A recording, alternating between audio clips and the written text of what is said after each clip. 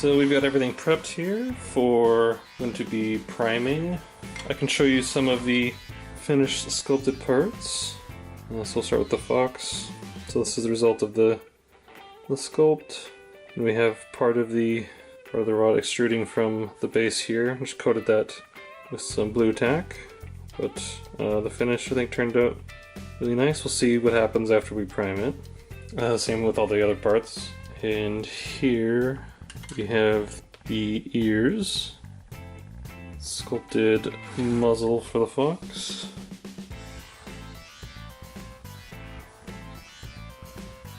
That was just sculpted right on top of the faceplate there. And this one's pretty much everything you saw last time, so we just got the custom sculpt parts here, the tail, muzzle, ears, and the rest of them are all sanded, gap filled, and mounted on skewers, ready to paint. Basically the exact size of these plates here for the project, so those worked out pretty well. And for the other one, so this is going to be a tiger, the tail here.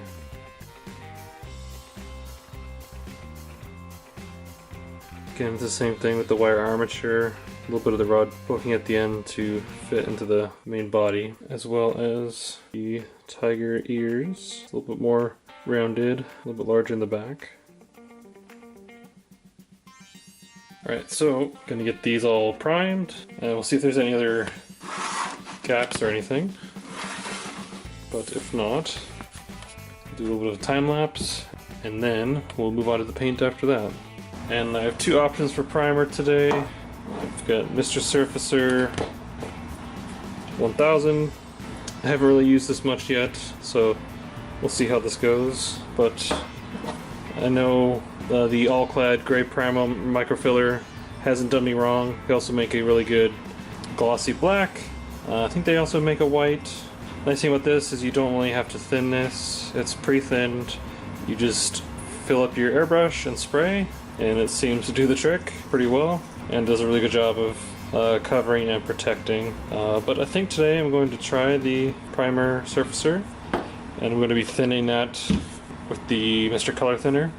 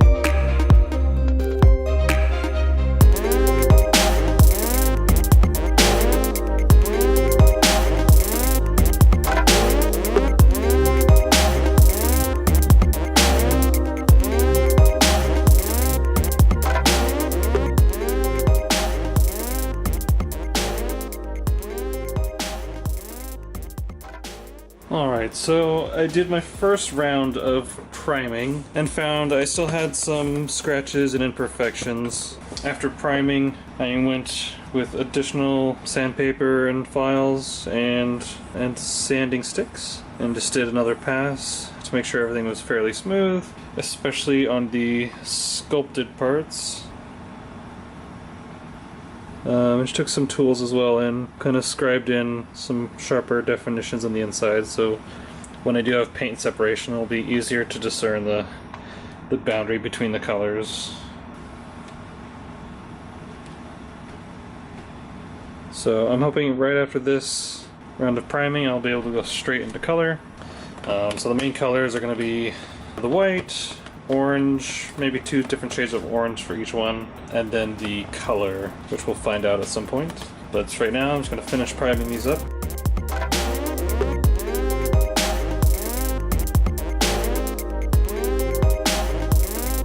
I finished the priming stage. I think there's still some imperfections, but enough I can live with, I think. A really quick sanding with 2000 on a couple parts just to remove some of the dustiness from the previous round of priming. We'll be moving on to the first color, which is going to be white. So just over 3/4 of these are going to be painted white first, and I've mapped out the masking order. Today is going to be white, then the next step is going to be color steps, and then after that it's going to be a yellow orange and a red orange.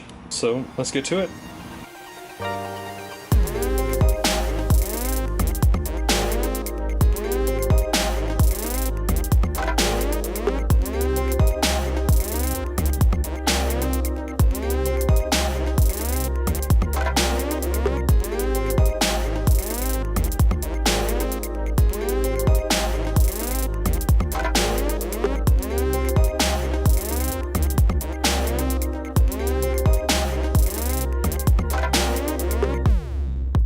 I've got the white parts all painted up, which now means that these parts here for the arms are done, the feet are done, the chest is done, as well as the only other part on Fox that is done is the chest as well.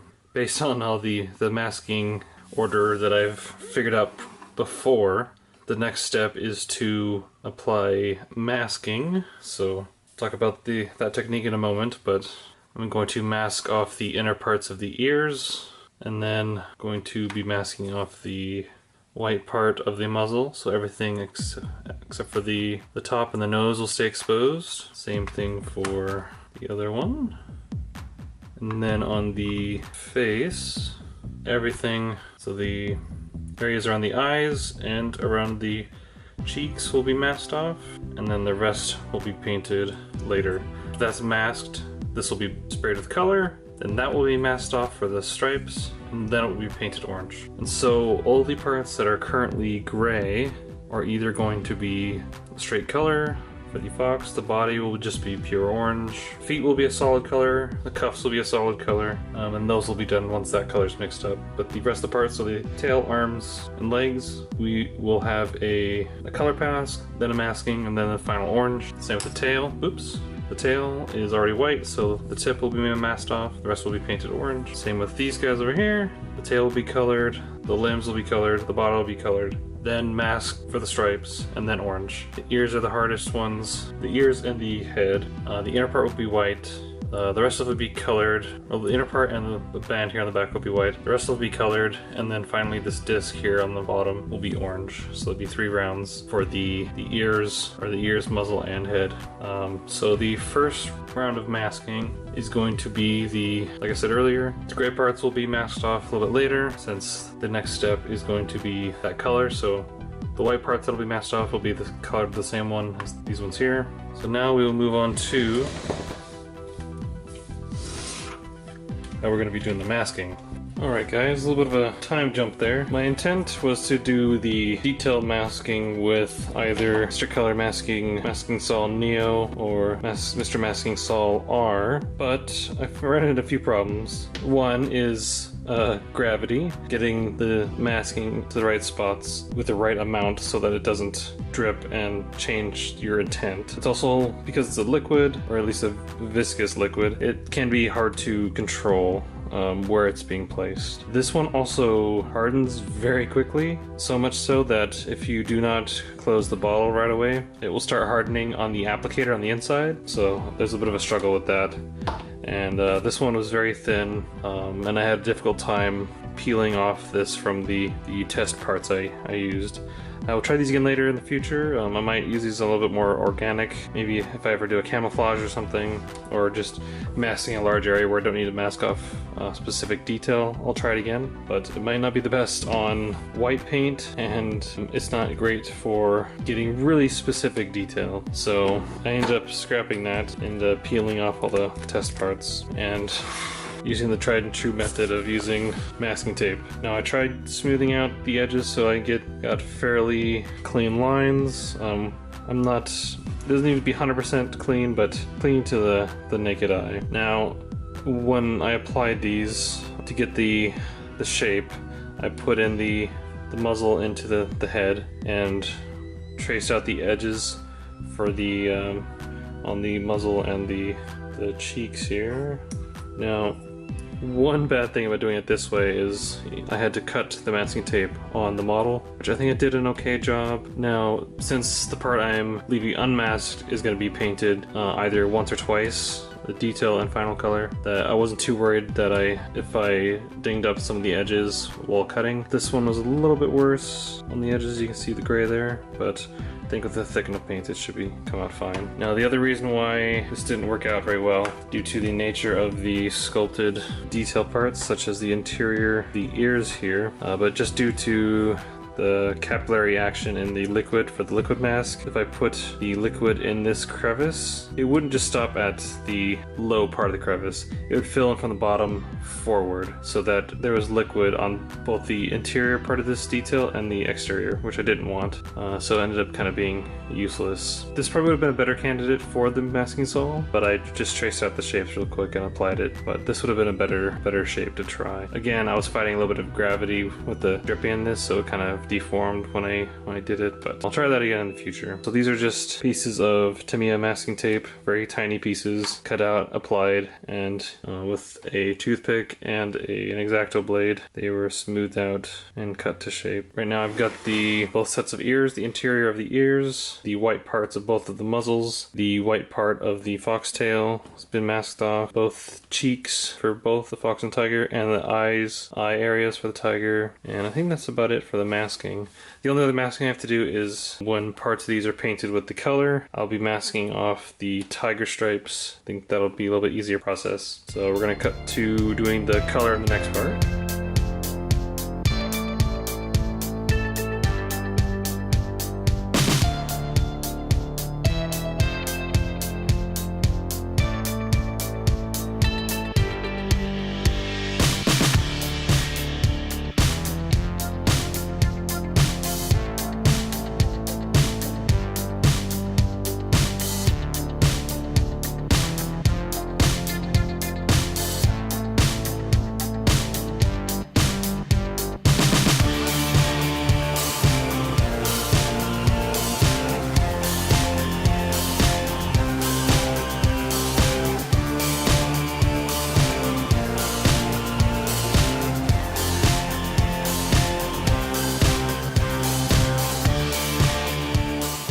Alright, so this is after the bulk of the color passes for both these guys, and I think after this stage I'm going to go into some minor weathering, maybe a little bit of chipping, filtering, panel washes, and panel lining. I'm going to dig through some of my decals to see if there's anything that might work or fit with this project. I'm not sure about that yet. I think after doing a tiny bit of weathering, some of the imperfections that came out during the painting process will most likely be hidden. I thought after doing the masking, painting the blue first and then painting the orange, it made the masking easier, but trying to paint that bright orange over top of the blue took, I think, 3 layers of paint, which ended up making it a little bit thicker than I would have liked, but I think it worked out in the end.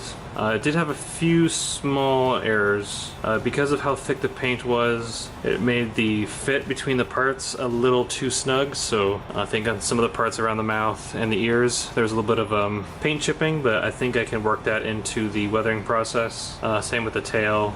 And due to the vast color difference between the blue and the orange, along some of the masking lines, you can see a little bit of a color bleed. But I think after a little bit of weathering and chipping, most of that will end up be hidden. So yeah, just a couple passes of weathering for these guys. I think will hide a lot of the imperfections. And the only other part would be to paint up their bases and maybe their bows or their ribbons. The final part of the video series will be going over the weathering process as well as just doing a final showcase. So I think at the end here we'll just do a quick turnaround on the way out, and we'll see you in the next video.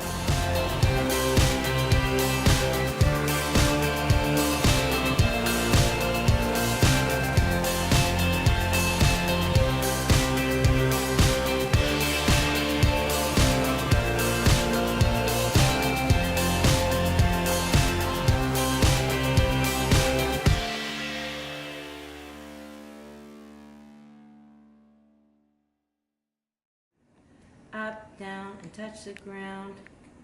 In the mood for food. I am stout, round, and I have found, speaking poundage-wise, I improve my appetite when I exercise. I am short, fat, and proud of that, and so with all my might, I up, down, and touch the ground to my appetite's delight. Oh, I up, down, and touch the ground. I think of things to chew, like honey, with a hefty, happy appetite. He's a hefty, happy poo.